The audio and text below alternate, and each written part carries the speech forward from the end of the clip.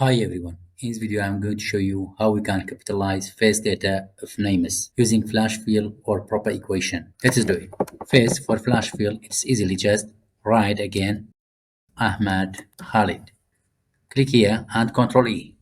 Directly it change face data for a capital letter as you see here. If this flash fill doesn't work, you can use proper equation. Just use proper, this one, select all the range, close bracket and enter. You see, directly it changes the face data. You can drag it. Okay, here we have different features. For example, I change this name to E. You see directly the change occurs in proper equation, but in flash fill, it's one-time change. It can't update itself.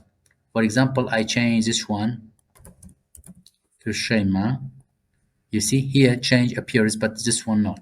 In conclusion, you can use flash fill if there is no changes in the names. If you are going to change in the names, you can use proper equation. That's all. Have a nice day.